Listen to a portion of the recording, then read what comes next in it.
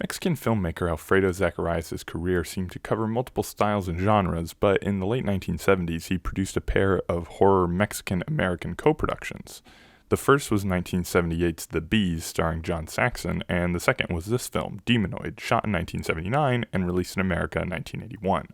The plot concerns English businessman Mark Baines, who owns and operates a mine in Guanajuato, Mexico. When a mummified corpse with its left hand missing is discovered in the mine walls, the superstitious local workers refuse to work as they believe in local legends surrounding ancient devil worshippers who practiced in the area. Mr. Baines takes his visiting wife Jennifer down into the mines to investigate. They come upon an inner room inside the mine containing demon worship paraphernalia. For some reason, Mark believes that now that he has defiled an ancient satanic ritual chamber, whatever curse is now lifted and the mine workers can return to their jobs.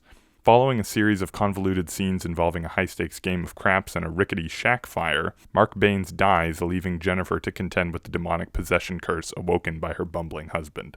There are actually two versions of this film. Demonoid is the 80-minute cut released to American audiences, and Macabra is the 90-minute version released to international audiences. To make things a little confusing, it's not a simple re-edit or trimming, as there is footage exclusive to both cuts of the film.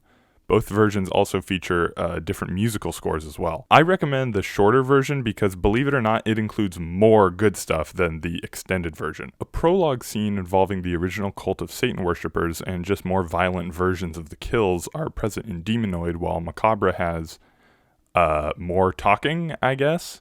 There are moments here and there in Macabra that I prefer, and I think that it has the better musical score, but at the end of the day, Demonoid is the more entertaining version to watch. Perhaps one day someone with even more free time than I do will create the ultimate fan edit that contains footage from both.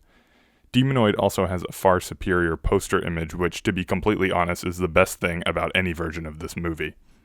This is a charming while also unessential little film. All the scenes involving the severed Satan hands crawling about the place or trying desperately to get themselves removed from their host bodies are genuinely entertaining and clever, but there's not too many of them, and even in the bloodier American version, they're ultimately pretty tame. Samantha Eggar plays our hero Jennifer, and if you're a fan of her appearances in bona fide horror classics like The Brood and Curtains, you'll get a kick out of watching her in this film. I wouldn't break your neck to seek this one out, but honestly I think it's worth owning just for the cover image and the amazing split-second depictions of the Demonoid statue, only appearing in the American cut, by the way. Both versions are available in one Blu-ray package from Vinegar Syndrome, and I must say I was blown away by the picture quality of this transfer. I think that Macabra looked a little better than Demonoid, but that could have just been a trick of the eye.